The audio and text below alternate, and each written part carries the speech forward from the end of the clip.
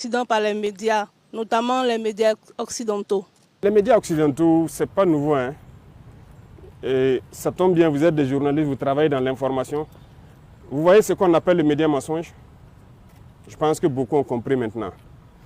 La plupart sont des médias menteurs. Ils ont passé le temps à mentir, à manipuler. Et aujourd'hui, quand je les regarde dans leurs reportages et tout ce qu'ils racontent, c'est honteux. Et c'est très bien. Ils sont arrivés même à prouver à toute l'Afrique, à tout le monde entier, qu'ils sont des menteurs. Et c'est bien.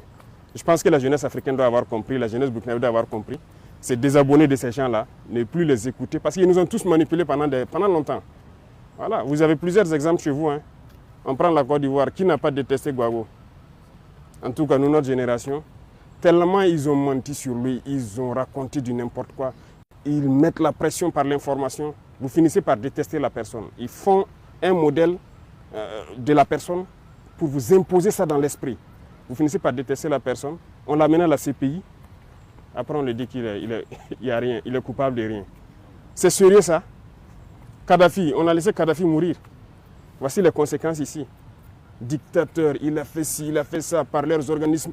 Ils mentent. RFI, quoi, je ne sais quoi, France 24, Le Monde, Jeune Afrique. Ils sont obligés de faire le travail qu'on les demande.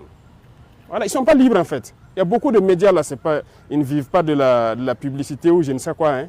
C'est faux, c'est des gens qui payent. Et vous donnez l'information comme ils veulent. Voilà, même malheureusement ici, il y en a, hein, au Burkina, il y en a plein.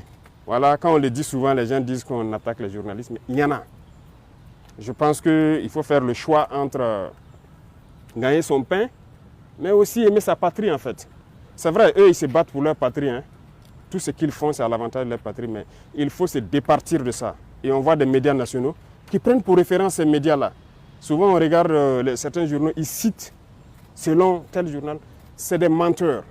Ils n'ont aucune information, ils n'ont rien. Leurs reporters, c'est des menteurs. Parce que lorsqu'ils veulent s'attaquer à un pays, ils peignent le pays comme ils veulent, ils disent ce qu'ils veulent du pays pour amener tout le monde à détester et pouvoir faire passer ce qu'ils veulent. Mais je pense que cette fois-ci, on a compris, nous sommes en 2024, et c'est un jeu d'échecs. Allons-y, on verra bien ce que ça va donner. Donc il faut vous départir de ces médias-là. Bonjour Excellence. En lien toujours avec l'incident de tir, certaines sources auraient indiqué qu'il y ait eu des mouvements d'avions, d'hélicoptères à Ouagadougou et à Douri. Qu'est-ce qui a expliqué ces mouvements d'hélicoptères, d'avions observés? On a dit que nous on a fui en hélicoptère pour aller à Douri. Et quand vous voyez des grandes personnes mentir, ça fait pitié. En réalité, c'était le mercredi, c'était le lendemain de l'attaque de Mansilla. On a lancé une opération à Mansilla. Et donc les hélicoptères envoyaient des troupes en renfort encore. C'est juste ça. Donc ils ont décollé ici, aller à Douri, aller prendre donc, des éléments donc, du 9e BIR. Il y avait des éléments de l'UGGN qu'ils ont pris ici à Ouagadougou, aller pour l'opération au niveau de Mansilla.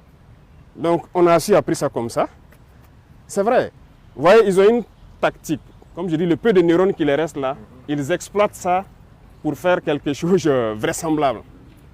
Ils prennent toujours une information vraie. Et autour, maintenant, ils construisent leurs gros mensonges. Si vous n'êtes pas vigilant, vous allez croire que c'est vrai. Les hélicoptères ont réellement survolé. C'est vrai. Ça, c'est un fait. Tout le monde a observé. Alors, mais ils ont survolé pourquoi? C'est là la question.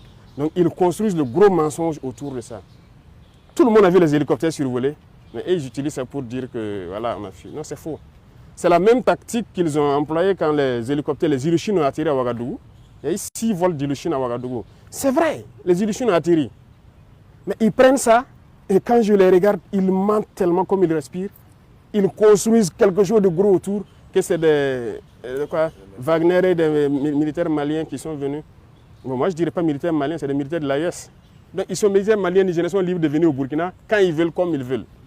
Mais c'est faux. C'est archi faux. Les Russes sont déjà ici. Ils travaillent ensemble, ils sont là. Pourquoi encore on va faire venir? Oh ben ceux-là, ils n'ont pas pu nous aider à faire ce qu'on veut. Ça ne veut rien dire.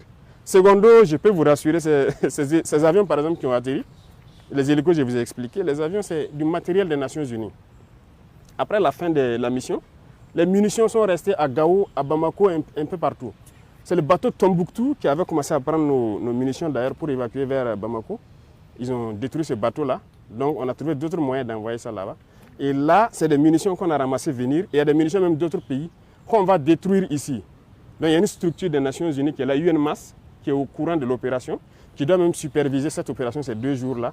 C'est des munitions donc, de la mission qu'on a ramassées. À Gao, on avait une FPU et à Tombouctou, on avait nos hommes. Les munitions étaient à Bamako. C'est tout. Mais l'acharnement là doit vous permettre de comprendre qu'il y a quelque chose de bizarre quand même. Donc c'est faux. Les mouvements d'humeur, c'est faux. Il n'y a rien eu. Et ça fait que hier ou c'est avant-hier là, l'état-major était obligé de communiquer. Mais nous ne voulions même pas qu'il communique. Mais c'est parce que les parents des soldats à Dori ont commencé à les appeler. On a appris que c'est vous qui voulez vous mutiner ou quoi. Les enfants disent, ils sont en opération même. D'autres sont vers Manzila, d'autres sont vers Bani en opération. Et les parents les emmerdaient beaucoup. Donc ils ont demandé à ce que, est-ce que l'état-major peut communiquer vraiment pour qu'on arrête de les emmerder, de les laisser se concentrer sur leurs opérations. Vous voyez ce qu'ils font? C'est pas bien. Sinon, il n'y a rien, absolument rien. C'est leur souhait peut-être. C'est leur souhait, mais ils ne verront pas ça se réaliser. Non, c'est une injure à nos soldats. Nos soldats sont beaucoup plus intelligents qu'eux. Ils savent ce qu'ils font, ils savent où est le pays, ils savent où on part. Excellence, dans certains milieux, on a même parlé de vacances du pouvoir et qu'au sein de l'armée, il y aurait des tractations pour désigner votre successeur. Est-ce que vous avez été tenu au courant de ces dites tractations? Si c'est vacant, qu'ils viennent prendre. Puisqu'ils ont dit qu'on a fui aller au Niger, non? Ils n'ont qu'à venir prendre. Ils essayent là-bas pour faire quoi? Ils n'ont qu'à venir eux-mêmes venir prendre. Ils n'ont rien compris en fait. Mais comprenez-les, s'ils ont été payés et qu'ils n'ont pas atteint leur objectif, ils sont obligés de mentir pour justifier ce qu'ils font. Et ce n'est pas eux seuls. Vous voyez les Djibril Bassolé et autres, là, ils se baladent à travers le monde, ils mentent, ils composent avec les terroristes pour tuer des Burkinabés, croyant qu'ils peuvent faire changer des choses. C'est révolu ça.